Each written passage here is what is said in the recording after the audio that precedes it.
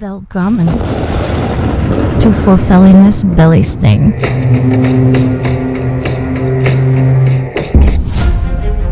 a show dedicated to aligning a journey to a better mental health using the understandings of the ancient Norse. Join us each weekday morning at 7 a.m. Alaska time.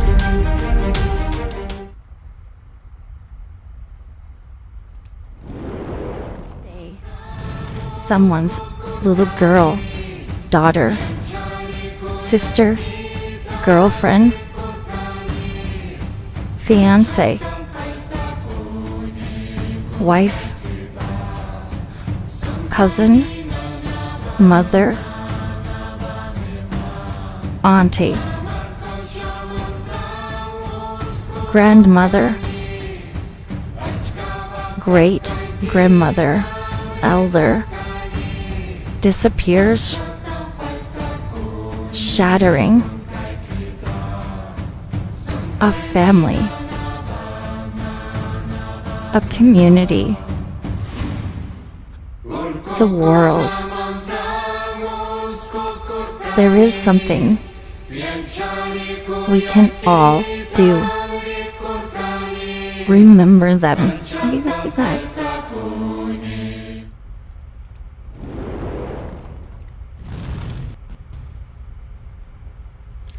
Good morning and happy Money's Day to you. I hope this weekend went amazing and that you are ready to conquer a new week of experiences that lie in this reality as we move forward. Before we get started today, as always, I want to say thank you to all of you who have liked, followed, and subscribed us on the multitude of platforms that this show is broadcast on every weekday morning. So thank you again. If you haven't had a chance, please like, follow, subscribe to the show on whatever channel you happen to be watching or listening to the show on. As always, I want to give a huge shout out to New Reality TV. newrealitytv.com is a streaming channel dedicated to just a plethora of perspectives that can offer us a glimmer, some form of intellect that resonates with us, that gives us a path forward in our own lives to obtain or maintain our mental space. My website, norsewhispers.com, is a collection of all the information about me, my shows, my teachings, and different ways to get a hold of me. By all means, if you need an extra ear to bend or just to have a dialogue with, to maybe work through some concerns and struggles that you're having in your lives, by all means, norsewhispers.com/coaching.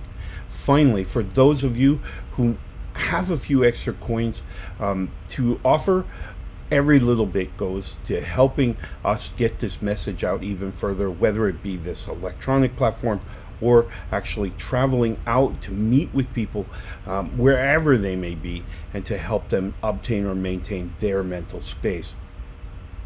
For you who want to communicate with us this morning, it looks like our TikTok is offline this morning, so our Facebook chat is our live chat for today's episode. So by all means, if you have questions or comments, drop them in the chat and we'll address them. So today we're talking about the mental control of Mani. Well, who was Mani?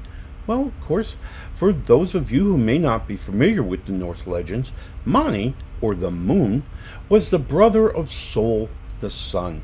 Mani offered us a balance, right? So his sister Sol would come up during the day and she would provide heat and light and warmth and those things that the sun brings to us each and every day, all of that energy being passed to us. But if it was just Sol, we would have just heat all the time and we would be overly warm, the glaciers would melt faster, all of those things that we don't want. So along comes Mani, and Mani, of course, brings a drop in the temperature, which allows it to be comfortable. Mani taking away some of the heat from Soul, kind of lets her go to sleep for a little bit, and he kind of takes over. He provides light via the moon, and he provides a level of questioning. Whenever we think of dark energy and we think of dark energy moving around in the universe, we're thinking of the unknown, the unilluminated. So that's all it really is. So it's just a matter of gaining those questions, and that's really what Mani brings to us, is questioning reality, questioning our experiences of reality. That's really what Mani is all about. So his sister, of course, Soul, brings us intellect. She brings us illumination in the form of light every day. Mani brings us the questions. What do we want to know? Where do we want to grow? What do we want to understand? And so that's really what the gift that Mani brings us. And certainly today, as we begin a new week, if you will, we really embrace this idea of what's out there. What experiences am I en route to? What's going to be in my future? So these are all questions that kind of drive our experience of this physical lifetime. Well, those questions are driven by Mani. Mani, of course, being the moon. He drives the dark energy, or that questionable energy, that energy that needs to be illuminated, that helps us to seek that growth, that knowledge, that understanding. That's what Mani is. And so we always have to remember where we fit as normal life forms on this physical realm. What is our role in that? Well, it's exactly what it sounds like. It's to seek knowledge, to seek wisdom. Now, when we talk about wisdom, and we'll talk about it even more, we typically talk about it on Wednesdays. And Wednesdays we celebrate Wotan, the god Wotan. Wotan, of course, recognized later in historical records as he moved further north, as he migrated with the Danes, he would become Othin. Othin, of course, being the supreme ruler of the Asir gods. He sought wisdom, and we talk about it being life's experiences tied or connected or related to those knowledge stacks, those individual knowledge stacks that we have within our mind. So we know lots of things, and then we gain experiences of that knowledge in real life, or in our perspective of reality. So understanding that, and understanding that our interpretation of the experience that we're having in this reality is dependent on us. We provide the translation. An example: if we were to wake up in the morning and we were to be grumpy, we woke up on the wrong side of the bed, promptly put our foot down onto a stack of Legos. It's not a good morning, we think. That mindset sets the way we interpret our world. So as we stumble down the stairs, inevitably there'll be other objects that we're going to have to step on or over that make us uncomfortable, that may be painful. We get downstairs, the coffee machine hasn't activated like it's supposed to. It's supposed to be automatic and just starts, right? And today it just decides not to. From there, who knows? Our interpretation of our reality is what then sets the way we see everything, right? In the same frame of mind, if we were to wake up on the other side of the bed, the right side, and miss the Lego stack, and have a good mindset, as we come downstairs, the coffee machine, we notice that it hasn't fired off, but what could be It's set for 7:30, and I came down the stairs at 7:27. So I'm a little early, so we'll give it a few minutes. Same scene, different perspective of the events transpiring within it. We get to set that. So if we were to get up on the wrong side of the bed, step on the Legos, at that moment, we have an opportunity to change our perspective. To, instead of letting the grumpiness take over our lives and now alter our perspectives or our interpretation of reality, we change it. We change the narrative. And we say, nope, Lego set, I understand. It was just there. Move it to the side. I've already stepped on it, so it's already painful. But I'm going to move past it. I'm going to be happy. Today is a good day. Today is a day filled with happiness, joy, contentment, comfort, harmony. Today. I want this. Right? When we set our mind to that, and we say, no, I'm not going to be angry or bitter or depressed. I don't want that. I want to be happy. I want to be joyful. And I'm going to actively seek it. I'm going to look at, as I sit there next to the bed, I realize what a blessing it is for more experiences on this physical realm. I get to experience more today. How exciting is that? As I move through my day, I'm going to focus at changing my perspective to allow my brain to interpret reality in a joyful way, in a loving way, in a harmonious way. I can do that. And when I do, the momentum will pick up because my physical sensory input will be manipulated as these things come into my brain. They're going to be manipulated to represent what I want. Same scenes. Don't get me wrong. We're not changing reality, right? We're not magically whipping up something as Doctor Strange would do in the Marvel films. We're not doing that. We're looking at the same picture, but seeing it differently. And we can do that.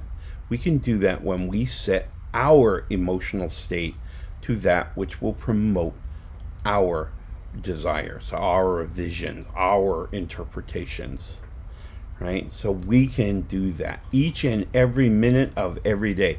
So if something was perceptively bad, we didn't want to see that. I can change my perspective. And I can see things differently going forward. I can do that. You can do that. We all can do that. Our experiences on this physical realm at this time in our existence is purely based on what our brain, more importantly, our brain's connection to our heart, wants to see. So we can either see the long, tall grass that hasn't been cut, or we can see the beauty of the dandelion flowers coming up in our grass, to where the bees now have something to gather and something to eat. It's all a matter of perspective. Our whole existence is about the way we interpret each experience, what we take away from it. And we have that choice. All right, we're going to take a real quick break. When we come back from break, I want to talk about how we can control the narrative of our minds, and which will lead us to a better mental space. So we're going to take a real quick break. When we come back, I will talk about how we can do that each and every minute of each and every day. In the air. The time is now. We're all waking up. We're waking up. We're all waking up. It's all shifting. New vibrations. It's you. It's you. It's me. It's all of us. Together. A new time. A new day. A new energy. A new energy. A new reality. Awaken with us. Awaken with us. Awaken with us. newrealitytv.com.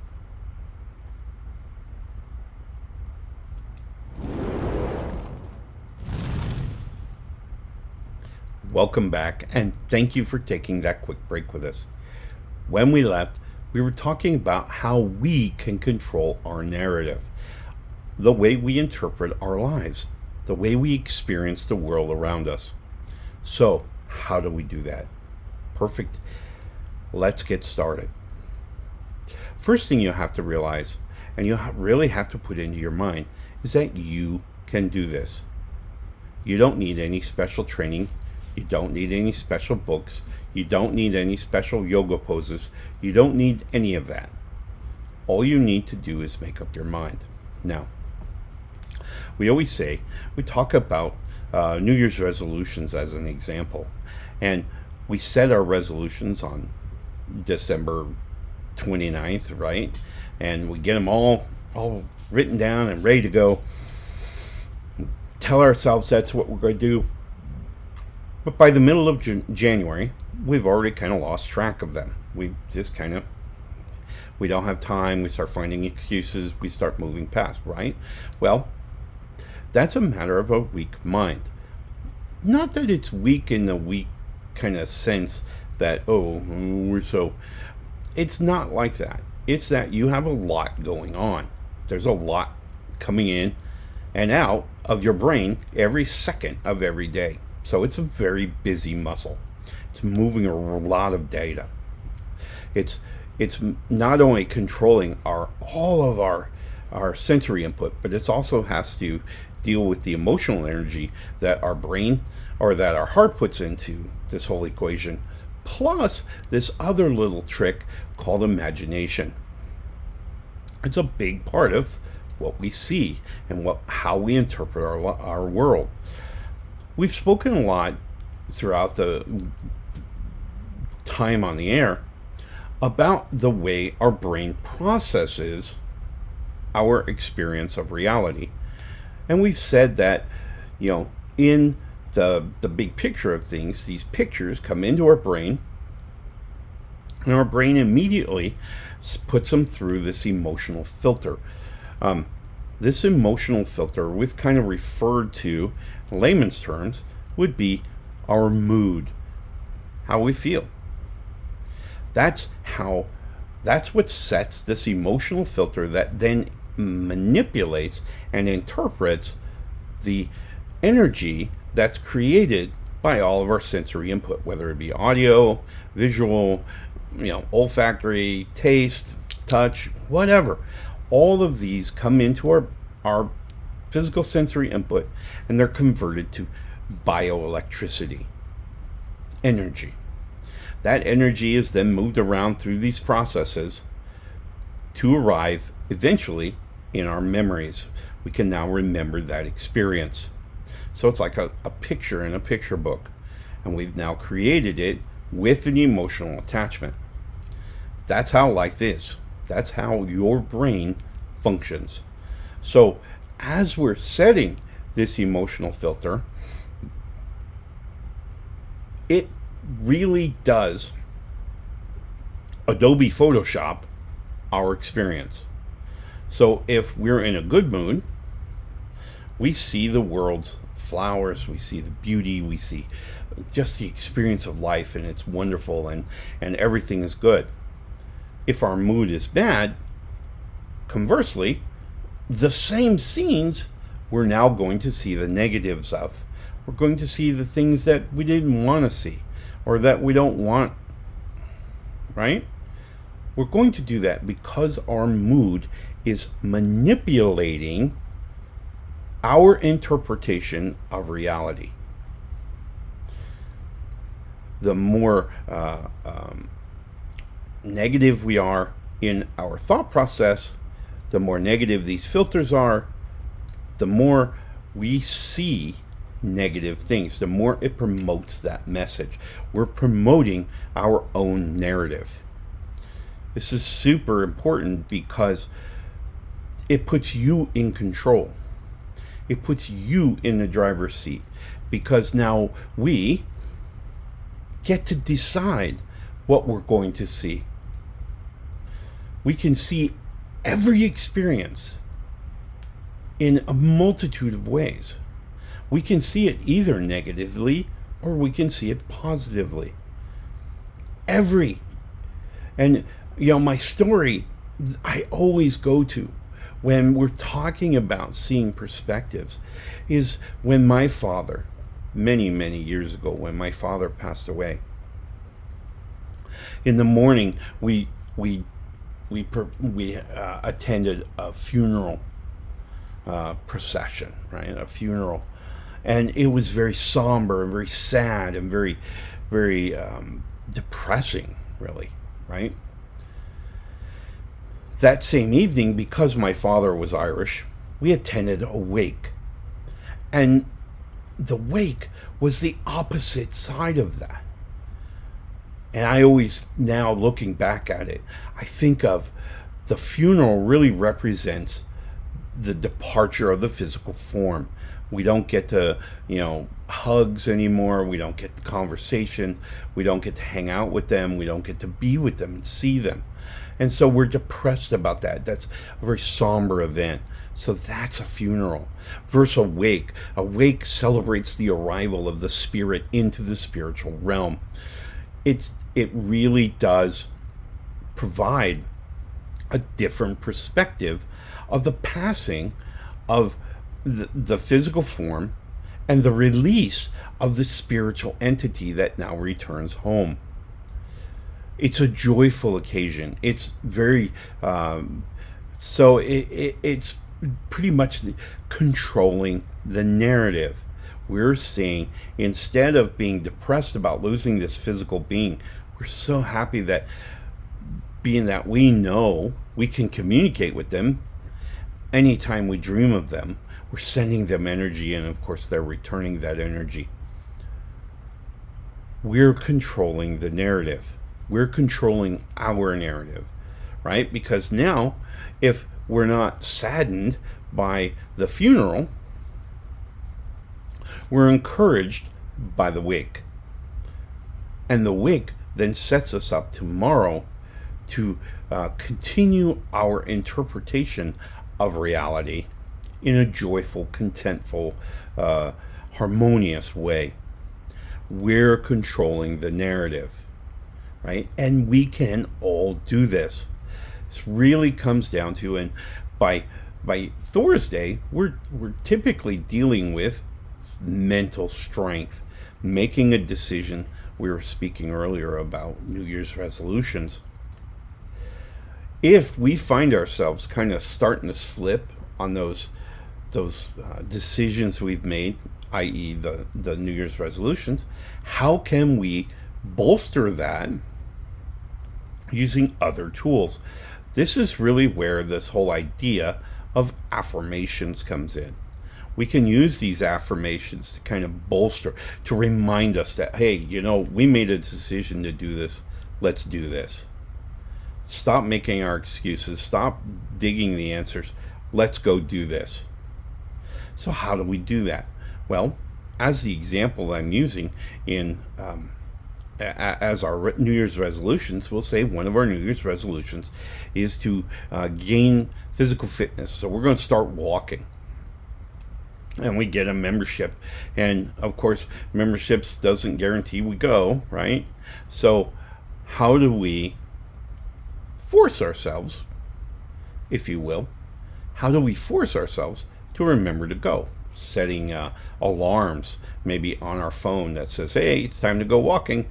Maybe setting up a partnership to where someone else can go with us and walk with us. All of these ways are different ways to set affirmations. Affirmations simply remind us of the resolution so that we can kind of go forward, move ahead. All right. So these are all ways that we can control the narrative. And you have that power of controlling your narrative, of how you feel each and every minute of each and every day, and how your brain interprets the reality at which you experience. You have that power. All right? So, today, as we embrace Mani, the god of the moon, who teaches us about the mental balance and the control that we can have to make sure that we're maintaining a narrative that we want to have. You want to have. You want to be mentally robust and comfortable and content and joyful and harmonious. That is out there. So actively seek it. Look for it. Seek it out in all of its different ways, and I guarantee you, my friends, you will find it. All right? I wish you the very best Mani's Day. I will see you again tomorrow as we embrace the courage of Tyr. This week, it's a short week for us. Starting Wednesday, we will be off the air until the following Monday. So today and tomorrow, we'll wrap around our minds around those things that we can control our mental. And you can do this. So I wish you the very best Mani's Day. Remember, as always, if you have a question or if something's you want to get more information about, by all means, visit my website, norsewhispers.com. And for those of you who may need some coaching or want to start a dialogue with me, hit up norsewhispers.com/coaching. And I would be happy, thrilled to work with you. All right? I wish you the very best Mani's Day. We will see you again tomorrow as we embrace the god Tyr. Love and light, my friends. Enjoy. Watching Fulfillina's Belly Snake, a special production of Whispers of the Norse. Brought to you by the Alaska Wolf Hefnar in South Central Alaska. Guidance and wisdom, courtesy of an ancient Celtic Norse shaman. Thank you so much for joining us today.